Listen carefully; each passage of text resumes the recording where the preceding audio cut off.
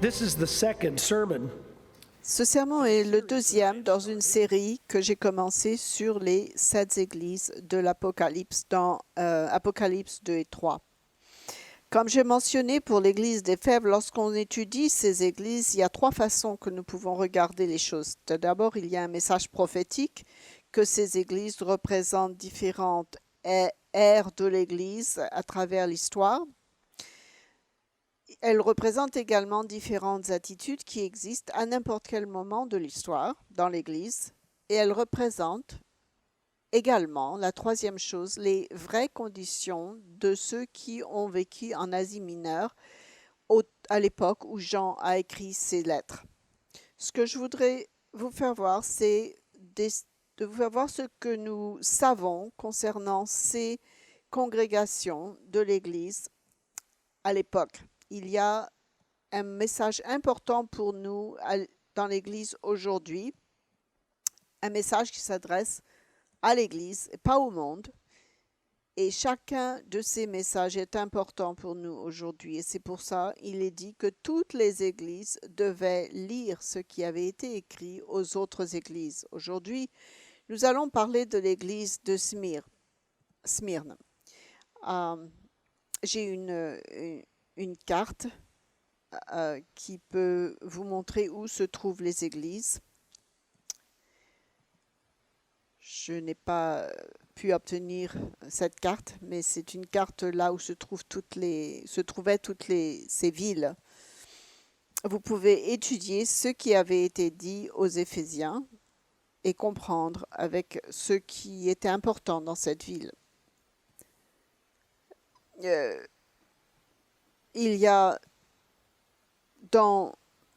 Paul avait visité la ville d'Éphèse au début de son ministère et ce que nous avons, c'est une époque d'environ 30 à 50 ans de l'histoire d'Éphèse.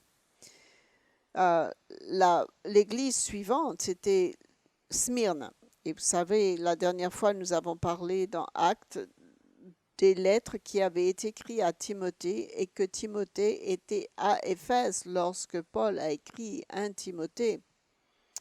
Et nous connaissons beaucoup de l'église d'Éphèse. Ce que nous savons de l'église de Smyrne en termes de ce qui est dans l'Apocalypse, c'est tout ce que nous savons, c'est ce qui se trouve dans l'Apocalypse, dans la Bible.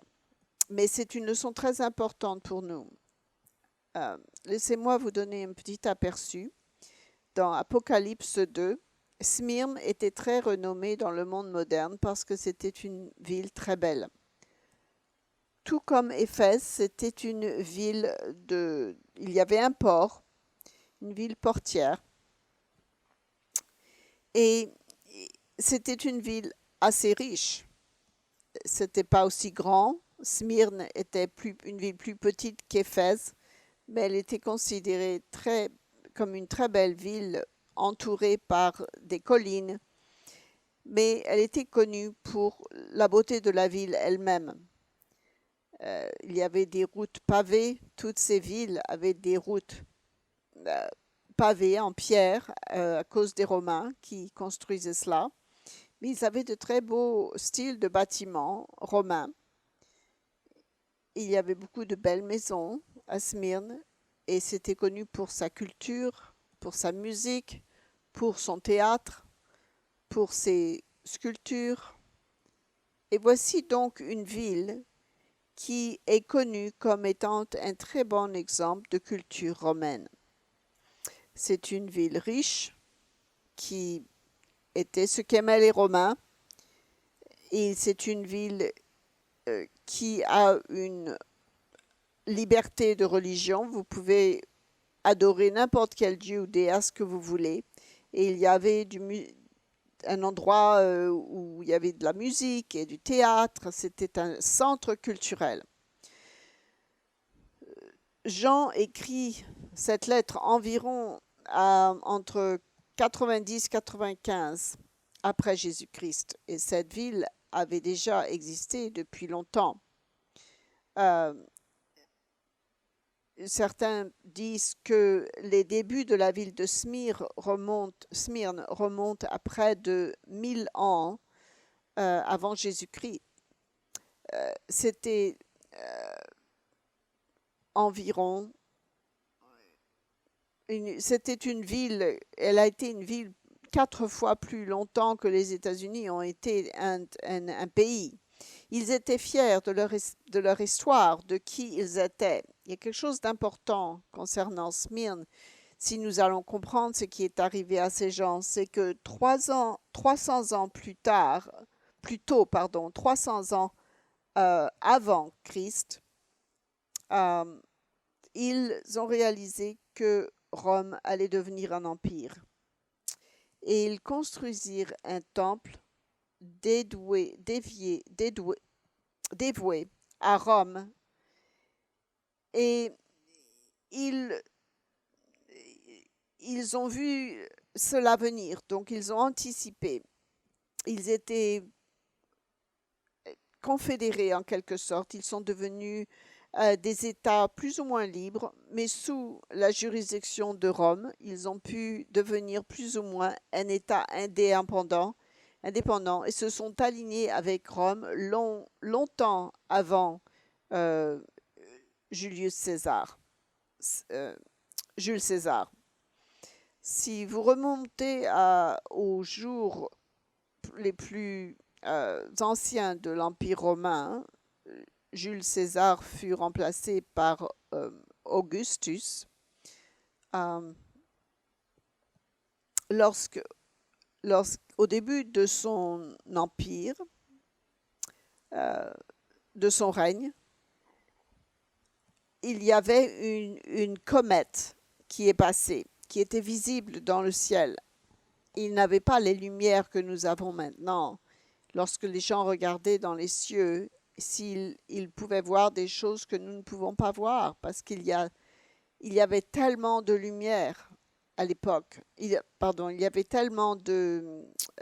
il y a tellement moins de lumière, donc on pouvait vraiment bien voir les étoiles à l'époque.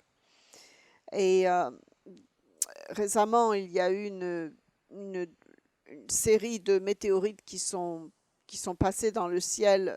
Parfois, je vais les regarder, parfois, je n'ai pas le temps.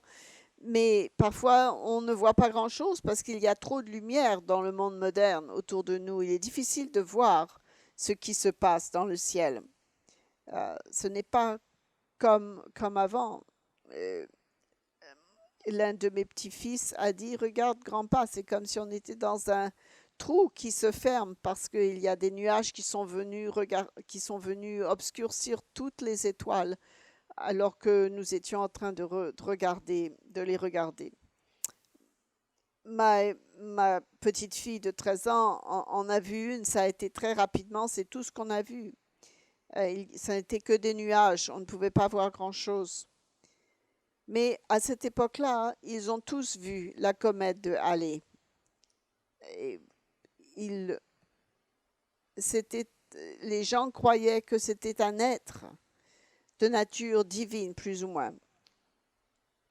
Lorsque l'un des points de vue que nous avons qui semble étrange à beaucoup de gens,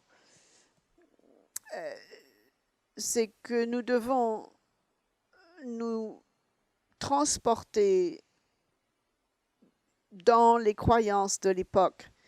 Et aujourd'hui, ça semble étrange, mais les gens de l'époque pensaient que c'était des êtres divins et les météores, les étoiles filantes.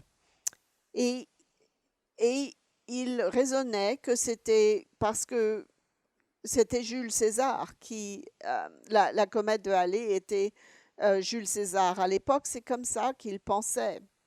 Et ils se considéraient, les empereurs, comme divins. Et il se trouvait que cette comète est apparue dans le ciel, justement à l'inauguration de ce nouvel empereur après Jules César. Ils croyaient à tous leurs dieux et ils pensaient que les empereurs romains, à leur mort, allaient rencontrer les dieux Zeus et tout cela. Et ils avaient construit un temple particulier. Euh, ils adoraient Tibère comme un dieu semi-divin.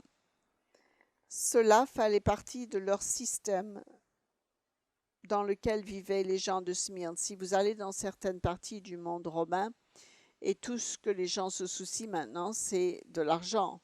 Mais vous trouverez dans presque toutes les villes que la religion était au point central de ce qui se passait.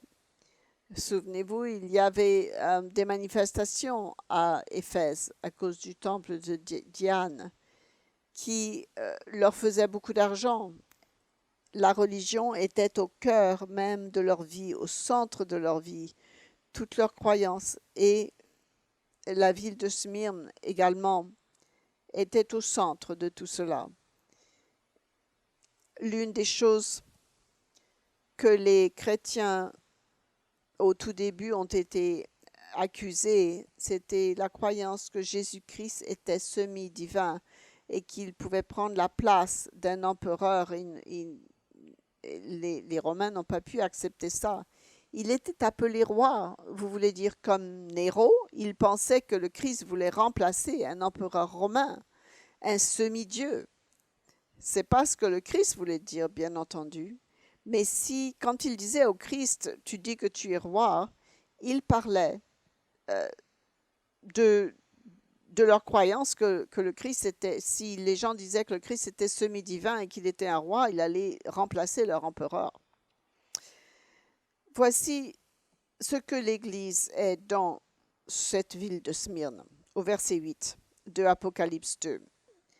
Écrit à l'ange de l'Église de Smyrne, voici ce que dit le premier et le dernier, comme les empereurs, le premier et le dernier, celui qui était mort et qui est revenu à la vie. Je connais ton affliction et ta pauvreté, bien que tu sois riche, et les calomnies de la part de ceux qui se disent juifs et ne le sont pas, mais qui sont une synagogue de Satan. Tout d'abord, il leur dit qu'il connaît leurs œuvres et que ce sont des bonnes œuvres. Smyrne est l'une juste des deux églises qui ne sont pas condamnées soit pour des hérésies ou pour un style de vie débauché. Smyrna avait des problèmes différents. Ces gens-là s'attachaient à la vérité, ils suivaient Dieu, ils lui étaient très fidèles. Souvenez-vous, les Éphésiens n'avaient pas aucune hérésie. Ils avaient perdu leur premier amour, l'amour pour Dieu, l'amour les uns envers les autres. Ils avaient perdu surtout leur amour de la vérité. Ils connaissaient Dieu, mais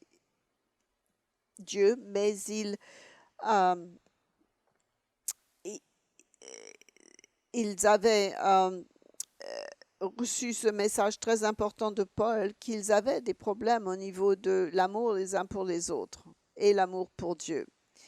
Smyrne, au niveau spirituel, est l'une des églises les plus solides, mais ils ont beaucoup de persécutions et de pauvreté. C'est intéressant, le mot grec signifie littéralement une destitution complète. Ces gens étaient persécutés et séparés de la société d'une telle façon qu'ils vivaient dans une pauvreté totale. C'est un message différent, c'est un message qui nous vient de loin. Ce sont des gens qui sont pauvres parce qu'ils cherchent à obéir à Dieu et ils sont forcés de vivre dans la destitution, dans la pauvreté. Ainsi, ils ont souffert le blasphème de ceux qui se disent juifs et ne le sont pas. De qui s'agit-il ici?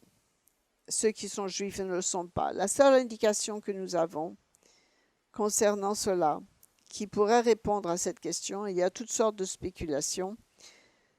Il y en a une qui a le plus de sens. C'est qu'il parle de juifs, mais de juifs qui ont rejeté Jésus-Christ en tant que Messie et ils sont persécutés. Les chrétiens, la plupart d'entre eux sont des chrétiens qui sont persécutés par les juifs qui ont rejeté le Messie. Ils ne sont pas dirigés par Dieu, gardez votre marque dedans, mais nous reportons-nous à Romains chapitre 2. Paul parle d'une situation spécifique ici. Je vais essayer de l'expliquer mieux. Ce n'était pas très clair.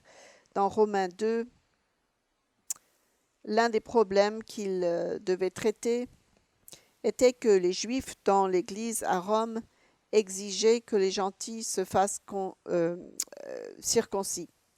Et l'argument était qu'il fallait faire partie de l'alliance de Dieu et il fallait être circoncis. Et que si vous n'êtes pas circoncis, vous n'êtes pas dans l'alliance de Dieu.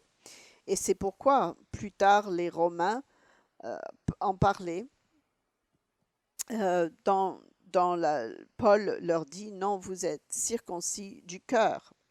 Mais ils essayaient d'enforcer la circoncision physique. Au verset 25 de Romains 2, la circoncision est utile si tu mets en pratique la loi, mais si tu transgresses la loi, ta circoncision devient incirconcision. Il parle ici à la société romaine, aux Italiens en quelque sorte. Et il traite des deux, les Juifs et les Romains. Il dit, si donc l'incirconcis, c'est-à-dire le signe de l'alliance avec Dieu, ne représente rien si vous n'observez pas la loi. Descendez au verset 28. Le Juif, ce n'est pas celui qui en a les apparences, et la circoncision, ce n'est pas celle qui est visible dans la chair, mais le Juif, c'est celui qui l'est intérieurement, et la circoncision, c'est celle du cœur, selon l'esprit, et non selon la lettre. La louange de ce Juif ne vient pas des hommes, mais de Dieu. Il leur dit, juste parce que vous êtes circoncis, ça ne veut pas dire que vous suivez Dieu. Vous êtes vraiment un Juif si vous êtes circoncis du cœur, si vous avez l'Esprit de Dieu. C'est le seul point de référence que nous avons où quelque chose est dit dans le Nouveau Testament qui nous pourrait faire croire que l'un des problèmes qu'ils avaient à Smyrna, c'était pas seulement qu'ils étaient attaqués par les païens romains, ils étaient également attaqués par les Juifs.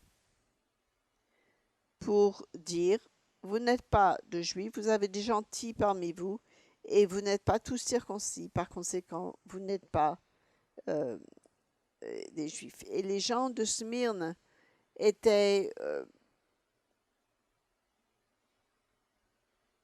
dans Apocalypse 2, verset 10, « Ne crains pas ce que tu vas souffrir. Voici, le diable jettera quelques-uns d'entre vous en prison afin que vous soyez éprouvés. Vous aurez une tribulation de 10 jours. Sois fidèle jusqu'à la mort et je te donnerai la couronne de vie. » À nouveau, il y a eu beaucoup d'essais à savoir ce que ces 10 jours voulaient dire. Certaines personnes ont dit qu'il s'agissait de 10 ans. Le fait est que nous ne savons pas. Tout ce que nous savons, c'est que l'église de Smyrne a souffert d'une persécution et que des gens sont morts. Voici une église que d'autres églises, je peux vous le garantir, lorsque nous arrivons à l'Odyssée et à d'autres, ils regardent les gens de Smyrne et ils pourraient dire, oh, vous n'avez pas beaucoup de foi, n'est-ce pas? Vous n'êtes pas des bons chrétiens parce que vous avez tellement de pauvreté, vous avez eu tellement de persécutions, vous ne devez pas être des bons chrétiens, vous devez être punis sans doute. Et pourtant, nous allons voir que ces gens sont très condamnés par Jésus-Christ, le chef de l'Église, parce que tous ces messages sont du Christ lui-même. Il dit à Smyrne, tiens bon, certains d'entre vous vont mourir. Cette persécution ne s'est pas arrêtée là. C'est intéressant, 150 ans plus tard, il y a un chrétien célèbre qui a enseigné que vous devez garder la Pâque. Son nom, Polycarpe. Et il a enseigné que ceux qui ont célébré les Pâques avaient tort. Polycarpe était un homme assez important, assez puissant, Et il a même été prouvé qu'il a été voir l'évêque de Rome, qui n'était pas encore le pape à l'époque, mais un homme qui avait beaucoup de puissance, et qui lui a dit, vous ne devriez pas garder les Pâques, mais garder la Pâque. Et il a continué à enseigner la Pâque et le jour des pains sans levain, nous le savons parce qu'il a laissé des lettres. Il a aussi, il croyait à la résurrection. En 155, Polycarpe fut emmené à Smyrne, fut mis dans l'arène et fut tué, fut martyrisé. Nous le savons parce que ça fait partie de l'histoire, c'est enregistré. L'Église survit dans la pauvreté et dans la persécution.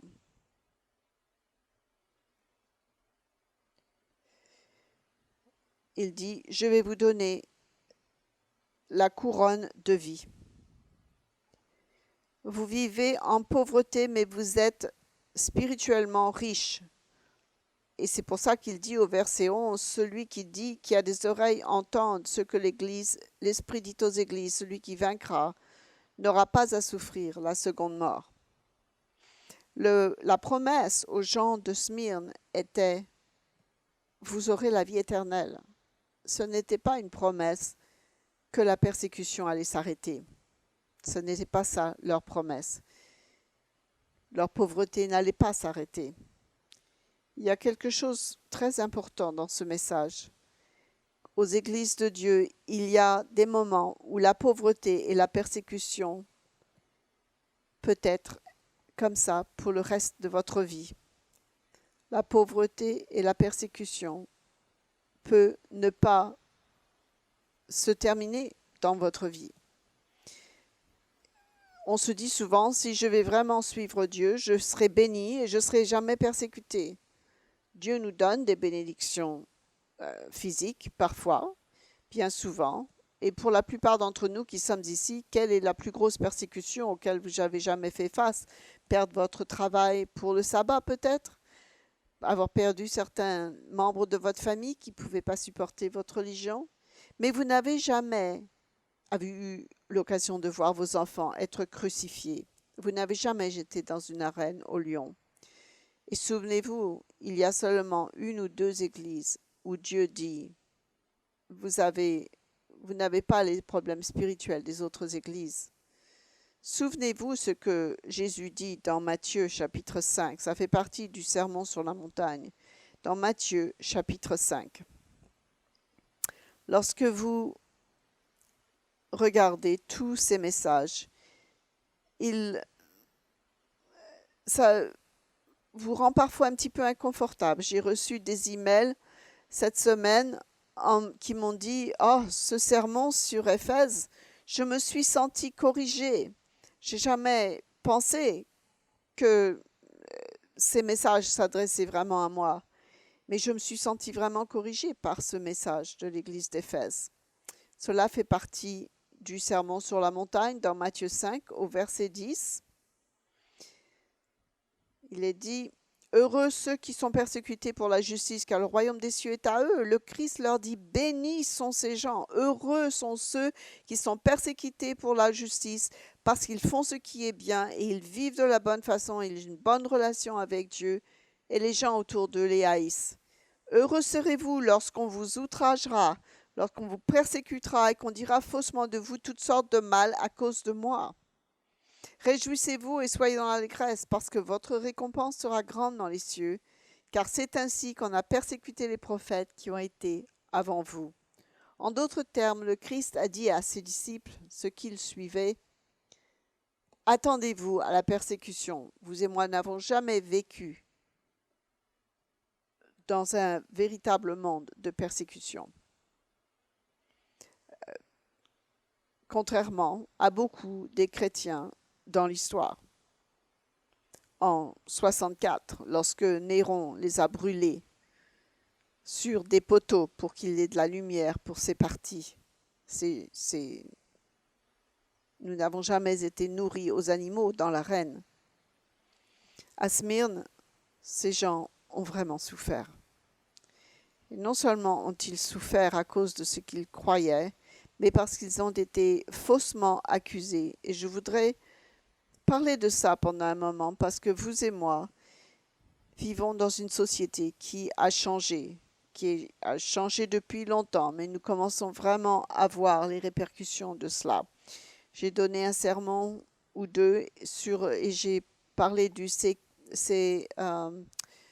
l'humanisme séculier dans un de mes sermons, et en parlant que c'était un genre de système d'éducation complètement différent, parce que l'humanisme devient vraiment la philosophie d'éduquer euh, nos jeunes, qu'il n'y a pas de création, qu'il n'y a pas de Dieu, et la base, c'est l'évolution. Aujourd'hui, l'évolution est enseignée dans les écoles à tous les niveaux scolaires. Dans la plupart des endroits, c'est enseigné comme un fait absolu. Et une fois de temps en temps, vous avez un professeur qui peut peut-être dire il y a d'autres explications pour cela. Mais cela a commencé dans les années 60. Avant, ce n'était pas comme cela. Les gens ont besoin de croire en quelque chose. Et si vous enlevez toute la base biblique et chrétienne, ils commencent à croire à toutes sortes de choses de nouvel âge, l'hindouisme et toutes ces choses-là. Toutes sortes de croyances se sont développées dans ce pays. La pseudo-science, où le gouvernement peut initier euh, des règles ou des choses pour arrêter les ouragans. C'est ce que certaines personnes croient, à toutes ces théories de la des, toutes sortes de théories qui ne sont pas qui sont fausses, qui ne sont pas vraies. Les gens y croient quand même. Euh, il y a eu des lois qui sont passées sur l'avortement, qui étaient supportées par la Cour suprême des États-Unis comme un droit. Beaucoup de gens pensent que c'est bien parce qu'il y a beaucoup de femmes pauvres qui maintenant euh, ont besoin de se faire avorter, sinon elles seraient encore plus pauvres. Et ce n'est pas vraiment ce qui s'est passé, c'était le raisonnement à l'école, mais maintenant, à l'époque. Mais maintenant, ce n'est pas ce qui s'est passé, n'est-ce pas? L'avortement est tout simplement considéré un moyen de contrôle des naissances. Euh, à l'époque où ma mère était infirmière, il y avait des hommes elle travaillait dans un institut pour la santé mentale, et il y avait des hommes qui étaient là, qui étaient homosexuels et qui étaient c'était considéré comme une maladie mentale. Je ne dis pas que c'était une bonne chose, mais je dis simplement que c'est à quel point la société a changé. Le, le fait d'être transgendre était considéré une maladie mentale également. Aujourd'hui, c'est considéré un crime de l'appeler une maladie mentale. Comprenez que le monde a changé et parce que nous vivons dans notre propre petit monde, nous ne comprenons pas à quel point ça a changé. Et il viendra un moment où si vous croyez ce que vous croyez maintenant, vous serez accusé. Je serai persécuté à cause du sabbat. Vous savez, pas forcément. Vous serez probablement accusé de crimes de haine envers l'humanité. Vous savez, les chrétiens primitifs étaient accusés de cannibalisme parce qu'une fois par an, ils se réunissaient pour boire le sang du Christ. Et si vous étiez à l'époque de Smyrne, complètement à l'opposé des sociétés païennes qui étaient autour d'eux, la rébellion politique, ils étaient accusés de rébellion politique parce qu'ils refusaient de participer aux choses politiques et à l'adoration de l'empereur. Voyez-vous, les religions et la politique étaient une seule chose. Et les Romains s'attendaient à ce que vous fassiez des sacrifices à l'empereur. L'empereur passait, vous étiez supposé vous euh, prosterner devant lui et en tant qu'être semi-divin. Et les membres de l'Église savaient très bien qu'ils n'étaient pas divins et donc ils étaient considérés comme des rebelles politiques. Et euh, ils étaient accusés de toutes sortes de choses. Mais il leur dit, vous ne serez pas, la seconde mort n'aura pas de pouvoir sur vous. C'est un message dur à écouter, n'est-ce pas? Le message de l'Église à Smyrne est un message très difficile à entendre. Vous savez ce que je voudrais prendre les prochaines 20 minutes, 25 minutes pour vous montrer comment l'apôtre Paul était persécuté et comment est-ce qu'il l'a supporté. C'était une persécution réelle. Je prends un homme parce que en dehors du Christ, je ne sais pas s'il y a une personne dans le Nouveau Testament qui a été persécutée plus que l'apôtre Paul. Une chose, c'est que lui-même avait persécuté les chrétiens avant que Dieu ne vienne dans sa vie. Et je pense que Dieu a dit, il y a une amende à payer pour ça. Tes péchés sont pardonnés, mais tu as persécuté mes petits et maintenant tu vas leur apprendre comment résister à la persécution. Et il a souffert d'être battu. À un moment donné, il était dans l'arène probablement, il a dû se battre contre des animaux sauvages. Ils l'ont lapidé. D'habitude, il est lapidé jusqu'à ce que les gens pensaient que vous étiez mort. Il a été laissé comme mort. Il pensait qu'il était mort. Et il s'est remis et revenu dans la même ville d'où il venait. C'est cela ce que signifie le fait d'être persécuté. Paul nous montre comment soutenir, comment supporter la souffrance et la persécution, parce que cela fera peut-être partie de notre vie un jour. Nous devons être préparés au cas où, parce que si vous croyez vraiment en cette voie de vie, à moins que vous n'allez vous vivre dans une ferme, loin de tout, avec un grand mur autour de vous, que vous vous cachez quelque part, sans jamais voir personne. Vous ne pouvez pas vivre autour des autres sans que les gens savent que vous êtes différent dans vos croyances, dans vos pratiques. Si les gens ne savent pas, c'est pas normal. Nous aimerions parfois que les choses reviennent comme normales, mais c'est un monde problématique dans lequel nous sommes. Et les choses ne vont pas revenir comme elles étaient. Je pense que il y a des mouvements sociétals qui vont et qui viennent, mais notre pays ne va jamais, nos pays occidentaux ne vont jamais revenir comme ils étaient avant. Comment pouvons-nous soutenir et supporter la persécution? Ah, quel sermon négatif, n'est-ce pas? Non, le Christ dit « Heureux ceux qui sont persécutés ». Nous vivons probablement à une époque où il est le plus facile d'être un vrai chrétien. Vous et moi sommes extrêmement bénis. Vous savez, c'est possible que ça continue encore pendant quelques années, mais éventuellement, ça va changer. Et je pense que ça va changer dans la vie de la plupart d'entre nous qui sommes ici.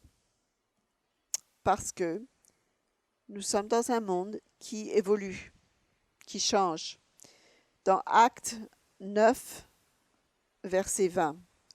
Acte 9, verset 20. Paul est baptisé et il a arrêté de persécuter tous les chrétiens. Et au verset 20, il dit « Et aussitôt il prêcha dans la synagogue que Jésus est le Fils de Dieu. Et tous ceux qui l'entendaient étaient dans l'étonnement et disaient « N'est-ce pas celui qui persécutait à Jérusalem ceux qui invoquent ce nom? Et n'est-il pas venu ici pour les emmener liés devant les principaux sacrificateurs ?» Qu'est-ce qu'il fait là? Acte 9, 21. Saül se fortifiait de plus en plus et il confondait les Juifs qui habitaient Damas, démontrant que Jésus est le Christ. Au bout d'un certain temps, les Juifs se concertèrent pour le tuer. C'était avant qu'il devienne Paul. Il était appelé Saul. Et leur complot parvint à la connaissance de Saül. On gardait les portes jour et nuit, afin de lui ôter la vie. Mais pendant une nuit, les disciples prirent et le descendirent par la muraille dans une corbeille. Lorsqu'il se rendit à Jérusalem, Saül tâcha de se joindre aux disciples. Mais tous le craignirent, ne croyant pas qu'il soit un disciple. Maintenant, il doit changer. La première chose qu'il a fait a du sens. C'est une des façons de supporter la persécution. Il allait ailleurs. Il allait dans une autre ville. Il disait, il ne va pas rester autour des gens qui le persécutent. Il n'était pas condamné pour ça. C'était la bonne chose à faire. Une chose intéressante par rapport à la persécution, c'est si ça devient quelque chose de vraiment commun dans la société, il n'y a rien que vous puissiez faire pour l'empêcher. En donnant ce serment, j'ai cette crainte que tout le monde va devenir un peu paranoïaque. Oh, on va se faire persécuter, on va se faire persécuter. Je ne sais pas, mais je crois que chaque personne doit expérimenter un peu de persécution dans leur vie. Le message de l'Église à Smyrna, c'est que le fait que parfois, dans la vie chrétienne, la pauvreté et la persécution font partie de notre lot. Nous sommes tellement éloignés de cela. Nous disons, oh, c'est triste. Mais non, si vous lisez là où il vivait, ce n'est pas forcément triste. C'est terrifiant, en fait. Donc, ne mettons pas l'accent sur le fait d'être fâché ou anxieux sur la persécution. Nous devrions plutôt réfléchir sur la façon dont nous allons réagir si nous sommes persécutés. Vous pouvez vous éloigner de beaucoup de persécutions. Il y a des choses à faire. Paul n'a même pas cherché à discuter les choses avec certaines personnes qui ne voulaient pas le croire. Je pense que l'un des meilleurs moyens de s'éloigner de la persécution, c'est cela, et de faire attention à ce qu'on dit. Il y a un proverbe qui dit que il y a un moment pour se taire. Ce n'est pas la peine de toujours ouvrir notre bouche pour dire ce que nous avons à faire. Ça ne va rien changer. Mais parfois, il ne pouvait rien changer. Quoi qu'ils disent, Paul allait être persécuté. Dans Acte 16, il est mis en prison ici. Il dit, maintenant, Luc était avec lui à cette époque-là, et Luc a écrit le livre des Actes. Il est dans Actes, verset 8, qu'il y avait j'ai manqué la référence, c'est une jeune fille qui le suivait partout, je crois. C'était une jeune fille qui était possédée d'un démon. Et c'est le verset 16, je crois. Elle avait un esprit de python. Comme nous allions au lieu de prière, une servante qui avait un esprit de python et procurait un grand profit à ses maîtres. Et elle vint au-devant d'eux, et elle se mit à nous suivre. Au verset 17, elle criait, « Ces hommes sont les serviteurs de Dieu, etc. » Paul en a assez, il est fatigué, il se retourne et il dit, « Je leur donne en nom de Jésus-Christ de sortir d'elle. » Et il sortit à l'heure même. Les maîtres de la servante, voyant disparaître l'espoir de leur gain, se saisirent de Paul, de Silas. Si vous vous souvenez, c'est la même chose qui était arrivée à Éphèse. Avec le temple de Diane, les gens avaient perdu leur affaire. Les gens quittaient le paganisme et les gens d'Éphèse faisaient moins d'argent à cause de ça. Et donc, ils sont allés se plaindre. Donc, ils ont pris Paul et Silas et ils les mettent en prison. Et ils les rattachent des chaînes. Nous allons apprendre une leçon ici. Lorsque vous et moi faisons face à la persécution, notre première réaction est le désespoir, n'est-ce pas? Tout d'abord, les gens n'aiment pas avoir du mal. Troisièmement, je suis en prison, je n'ai rien fait de mal. Pourquoi est-ce que je suis en prison? Je n'ai rien fait de mal. Regardez ce qui arrive à Paul au verset 29. Alors le geôlier ayant demandé la lumière entra précipitamment et se jeta. C'est au verset 26, pardon. Il y a un grand tremblement de terre, vous lisez l'histoire, et le geôlier se réveille et il voit les portes de la prison qui sont ouvertes au verset 27 et il tire son épée et il s'apprêtait à se tuer parce que s'il perdait les prisonniers, c'était pire que la façon dont ils étaient traités, c'était pire que de suicide. Et le geôlier leur dit, c'était leur chance de prêcher l'évangile, Paul, et il prêche l'évangile aux geôliers. Dans leur désespération, dans leur désespoir, ces hommes prient et continuent à prêcher l'évangile. Les gens autour d'eux les écoutent chanter les grâces de Dieu. C'est difficile, mais c'est ce que nous devons faire si nous sommes persécutés. Dieu va permettre la persécution de nous affecter parfois. Et allez au verset 34.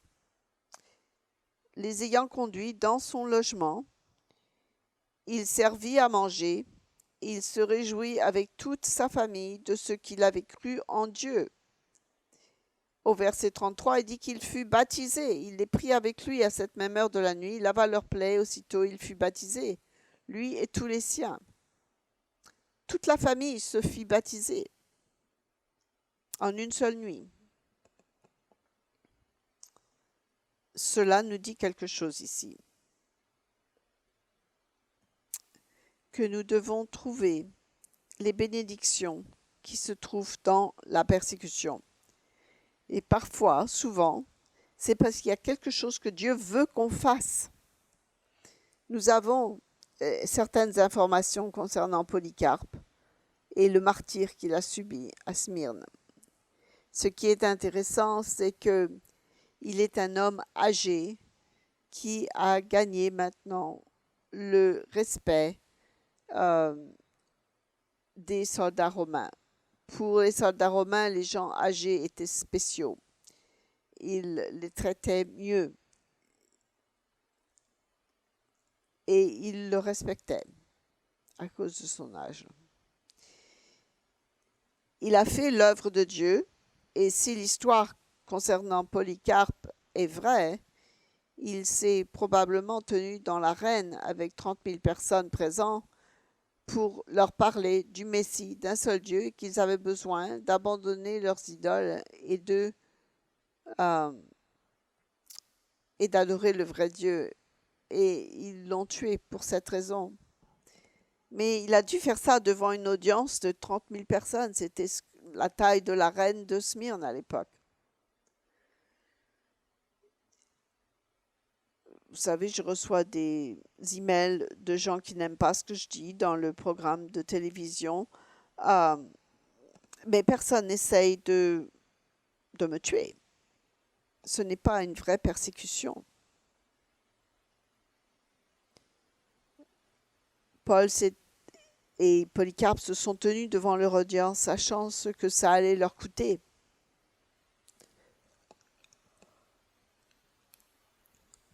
Vous avez ici une situation que dans le confort, nous adorons Dieu et nous apprenons que dans la souffrance, dans les persécutions, Dieu peut vraiment nous convertir. Je ne voudrais pas avoir besoin d'aller en prison afin que quelqu'un soit baptisé. Je vais parfois en prison pour aller visiter des gens, mais je peux toujours les quitter. Au verset 21, il y a toutes sortes d'histoires à son sujet. Mais regardez à Acte 21. On ne peut pas se tourner vers le désespoir. Il faut se rapprocher de Dieu parce que c'est de là que la puissance vient. Et ensuite, vous voyez ce que Dieu va faire. Ce que nous avons dans Acte 21, c'est que Paul va à Jérusalem et qu'une foule est en colère parce qu'ils le voient ici. Et ils assument que ces hommes sont gentils et ne le sont pas. Mais ils ne le sont pas. Et les Juifs ne sont pas contents. Et il y avait, attaché au temple, il y avait une garnison romaine parce qu'ils savaient qu'il y aurait toujours des problèmes avec le temple. Ils envoient les gardes romains. Ils attrapent Paul et ils le ramènent dans le fort. Et ils se disent, un autre juif qui a fait des bêtises, qu'est-ce qu'on va faire avec toi? Maintenant, il est aussi persécuté par les Romains. Il arrive en privé avec quelques amis. Il avait pris un vœu de Nazaréen et pas Paul ici, il a dit le nom de quelqu'un d'autre. Quand il s'agit certaines personnes sont accusées. Il est ironique de penser que les gentils n'étaient pas permis de donner des sacrifices. Ils devaient rester dans la cour des gentils, donc c'était un peu de l'hypocrisie.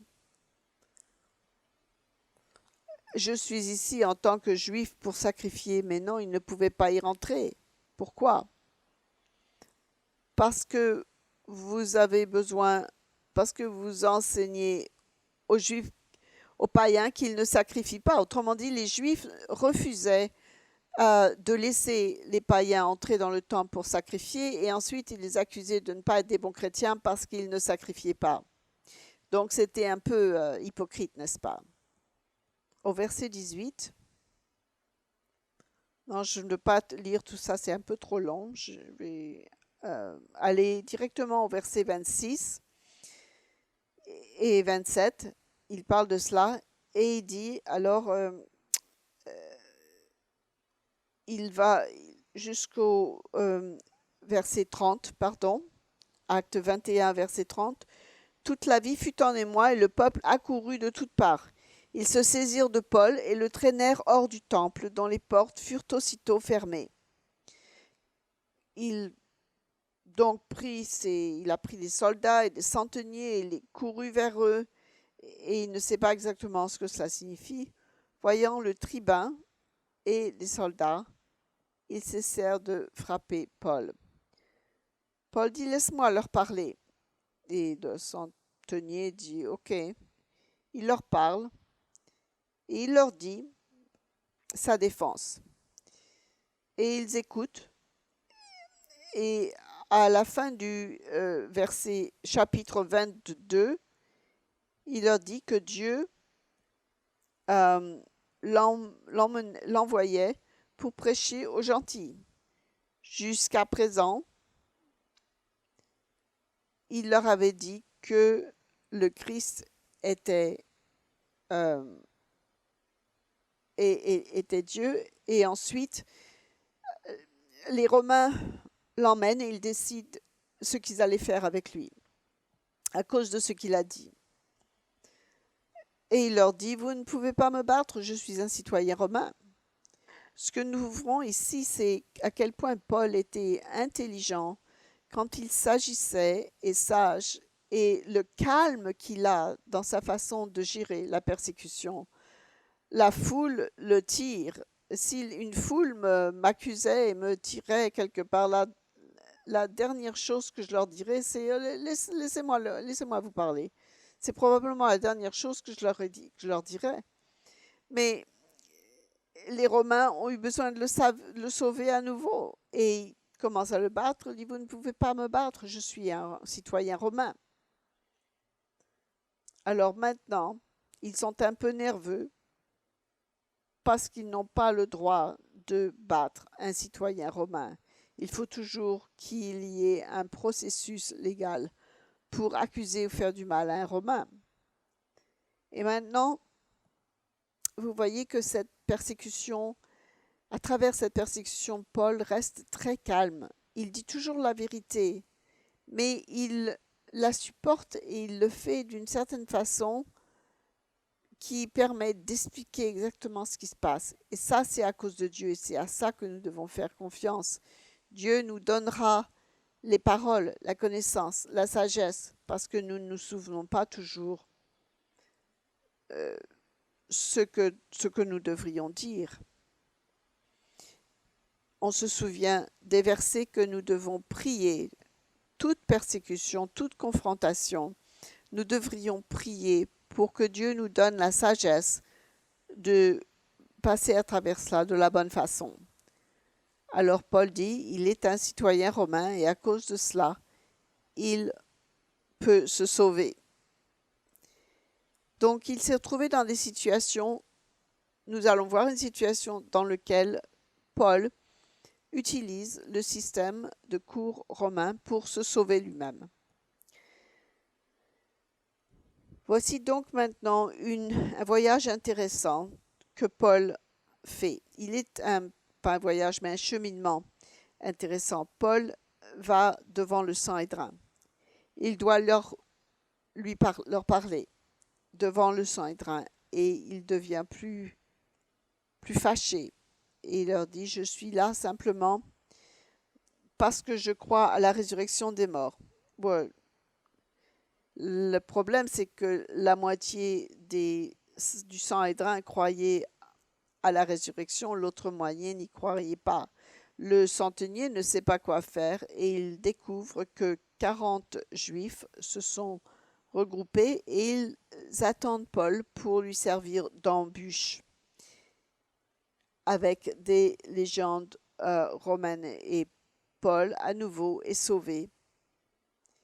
Il dit toujours la vérité, mais avec tous les gens avec qui il doit traiter, dans l'histoire du souverain sacrificateur, il perd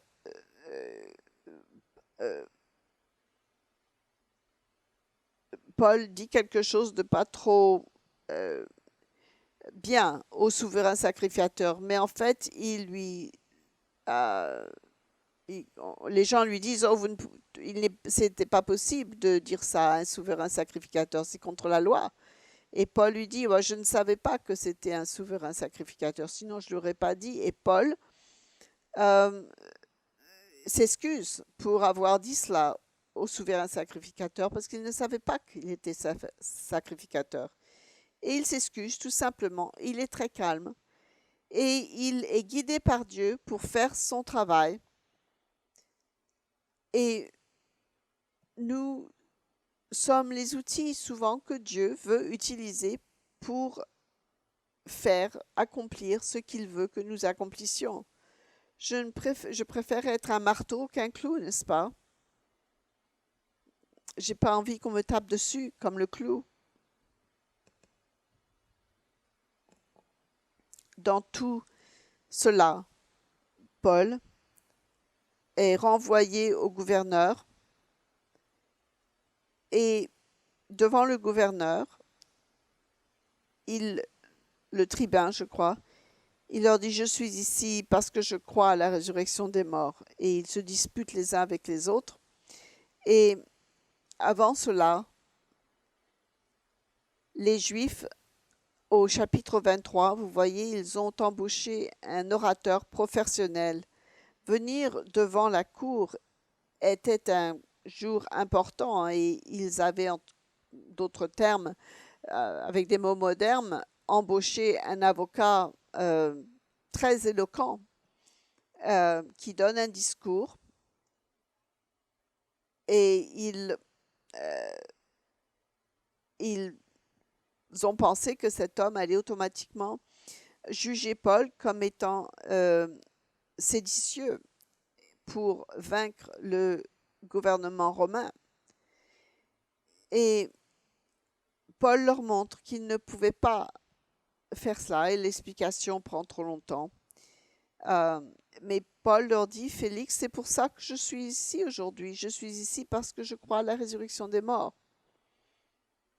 Il voulait dire aussi la résurrection du Christ. Et les Sadducéens, les pharisiens, commencent à se disputer et leur accusation ne valait rien du tout. Je pense qu'il est important de dire la vérité et d'apprendre à se battre pour ce qui est important. Si vous lisez tous ces chapitres qui montrent ce que Paul a traversé, Félix essaie de le garder là pendant 2 ans, pas parce que il n'est jamais chargé d'aucune conviction. Il ne réalise pas le genre d'homme que Paul est. Il essaye de lui faire un pot de vin avec Paul. Paul appelle à la cour, il appelle à César, il appelle à la cour suprême. Et il avait le droit de faire cela en tant que citoyen romain. Et Félix ne le laisse pas parler, mais il n'avait plus de choix maintenant. Il devait l'envoyer à César. C'était dans le désir de plaire aux Juifs que Félix le laissa aller en prison pendant 2 ans. Et avec tout ce qu'il avait traversé, Dieu envoie un message à Paul. Il lui dit, tu dois prêcher l'évangile à Rome. Et d'un seul coup, Paul réalise qu'il a été persécuté. Il a 2 ans, ce n'était pas une prison terrible, il était dans une maison, il était romain, il était probablement permis de rester dans sa maison, mais il ne pouvait pas quitter. Et après 2 ans d'être dans en sens de ne pas pouvoir être libre, il était dans une maison. Il était en prison, mais ce n'était pas une mauvaise prison apparemment. Il est alors, en faisant appel à César, il est alors envoyé à Rome et c'est ainsi qu'il arrive à Rome. Ce qui était intéressant dans Paul dans toutes ces situations, c'est que très rarement, il le fait avec le souverain sacrificateur qu'il a perdu patience avec lui, mais sans savoir que c'était le souverain. Mais il n'attaque jamais la personne qui le persécute en disant « tu es juste un païen, tu es stupide, tu ne comprends pas Dieu ». Il défend ce qu'il croit et lorsqu'il a fini, tout le monde dit « oh, ça a l'air raisonnable ». Il n'attaque jamais la personne qui le persécute. Et les Romains voulaient simplement éviter que les Juifs se rebellent et qu'il y ait du trouble dans la ville. Alors les Romains pensent que ces croyances sont raisonnables et il n'a pas vraiment brisé aucune loi, transgressé aucune loi. Il ne les attaque jamais. Et vous pensez qu'il aurait pu se tenir devant le gouverneur, lui dire « mais c'est ridicule ce que tu m'attaques ». Mais Paul reste très calme. Et il dit, je suis content que je suis venu devant toi parce que j'ai pu prêcher l'évangile, parce que tu connais plus sur l'évangile maintenant que n'importe qui d'autre. Je t'ai prêché l'évangile. Et il ne pouvait pas l'accuser. C'est une histoire fascinante d'un homme qui est persécuté parce qu'il dit toujours, j'ai quelque chose que je dois accomplir à travers cette persécution. Il y a quelque chose qui doit être accompli par cette persécution. C'est le but de Dieu. Dieu m'a mis dans cette situation de persécution pour que je fasse un travail, quelque chose. Tout comme Polycarpe, devant 30 000 personnes, qui a prêché l'évangile au moment de sa mort, il savait ce qu'il devait accomplir par sa persécution. Paul continue de vivre, Mais il dit, c'est ce que je crois. Je crois en ce Dieu, je crois en Jésus-Christ, je crois en ces passages. Et Félix connaissait tous ces passages maintenant. Il dit à Rome dans Actes 28, verset 16. Il dit à Rome, verset 16, lorsque nous fûmes arrivés à Rome, on permit à Paul de demeurer dans un domicile particulier avec un soldat qui le gardait.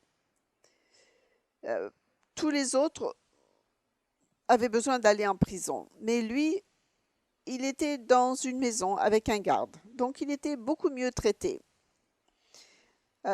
Dieu a même intervenu dans sa persécution parce qu'il lui donne un but et il lui donne une prison qui n'est pas si difficile que les autres.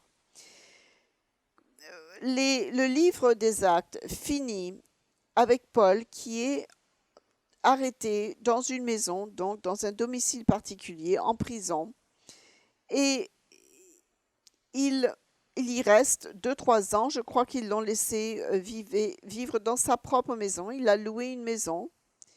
La persécution n'était pas aussi difficile, mais il ne pouvait jamais quitter sa maison.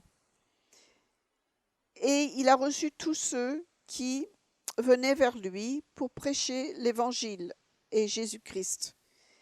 Personne, il est à Rome, il leur annonça le royaume de Dieu, et plusieurs vinrent le trouver dans son logis au verset 23, et les Juifs et les gentils vinrent le voir à Rome de partout, et il enseigne tous les jours, il commence l'église de Rome. Il a trouvé, ça allait commencer l'église de Rome, il a enseigné les gens, ce qui deviendrait plus tard l'église de Rome, et éventuellement, c'est devenu une église, une congrégation. Paul, éventuellement, a dû paraître devant César. Lorsqu'il a proclamé que César a réalisé, c'était probablement Néron, et nous pensons qu'il est allé devant César, mais on ne sait pas pour sûr. Mais à un moment donné, il a fait une proclamation concernant Jésus-Christ, et les Romains ont dit, vous êtes coupable de trahison. Mais parce qu'il était romain, il n'a pas été crucifié, il a simplement eu la tête coupée. Et c'est comme ça que Paul est mort. C'était un cheminement de persécution qui l'a amené, tout comme Polycarpe qui est mort dans l'arène de Smyrne, qui l'ont amené à la mort, mais en donnant une proclamation aux leaders du monde romain. Vous et moi n'allons pas forcément être appelés à donner une proclamation aux leaders des États-Unis, mais on sera peut-être utilisé par Dieu pour donner un message à notre voisin qui nous persécute, peut-être, dans nos sociétés, dans nos villes, dans nos petites villes, dans notre village. Il se peut que des gens se moquent de nous, qu'on nous persécute, peut-être à l'école, où il faut se tenir dans à nos croyances. En Californie, ils ont passé une loi que toutes les écoles, jusqu'à la maternelle, ils doivent enseigner les homosexuels, les bisexuels et les transgenres. Et ça a été voté par les parents. Ça a été voté par les parents. Quel genre de société cela va produire dans 10 ans? Vous voyez ce que je veux dire?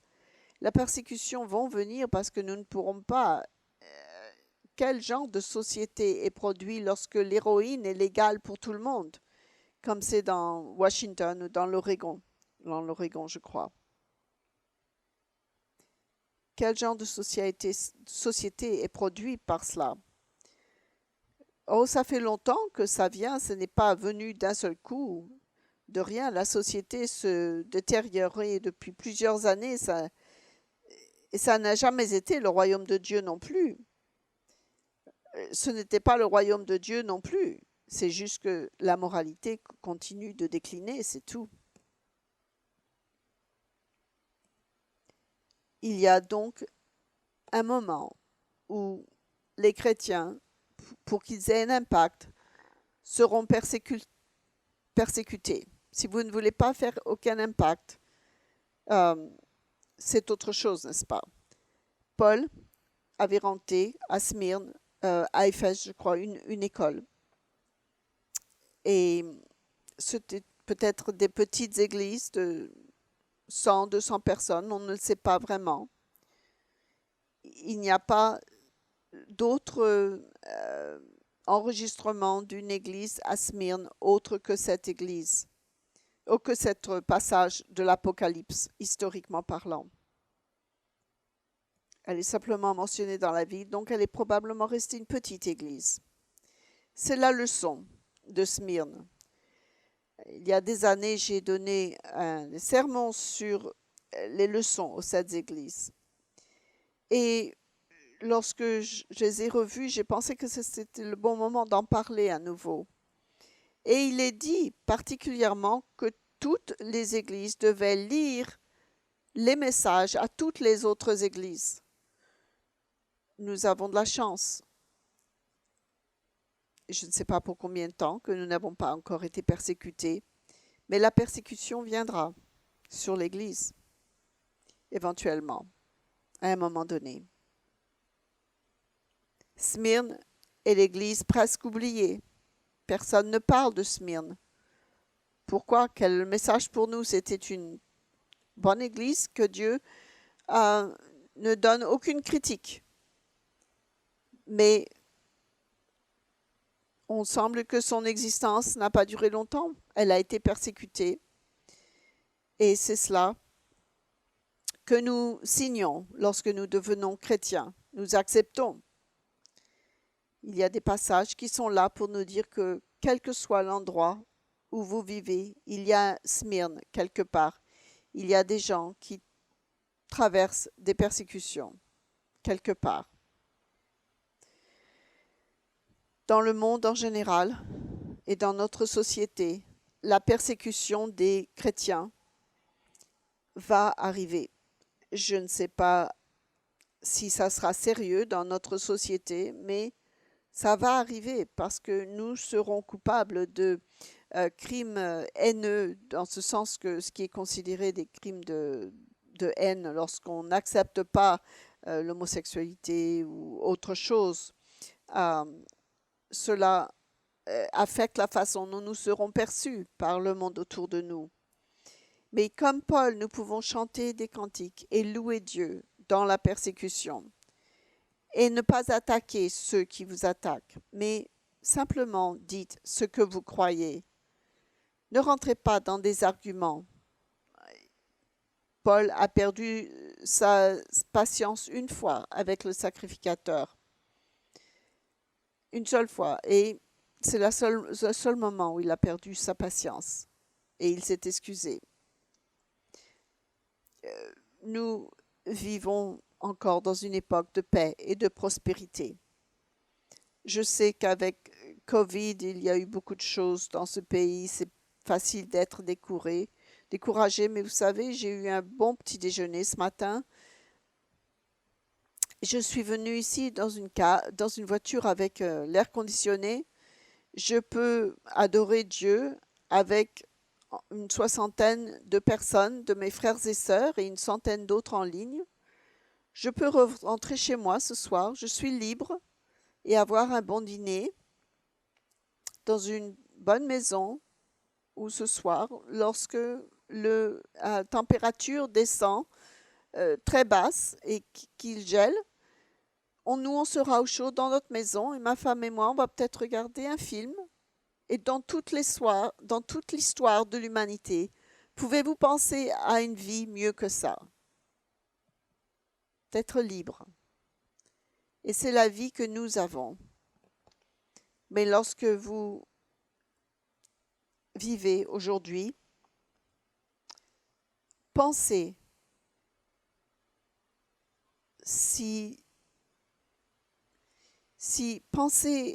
essayez d'imaginer et de rendre ces gens de Smyrne plus réels. Si nous pouvons vraiment comprendre qui ils sont, qu'ils étaient et qu'ils sont aujourd'hui dans les endroits où il y a des persécutions, si cela pouvait être plus réel pour nous, dans notre monde de paix et de prospérité, nous pouvons les honorer. Nous pouvons honorer leur mémoire et nous pouvons nous souvenir d'eux. Et si nous devons jamais faire face à la persécution, que Dieu peut dire la même chose concernant nous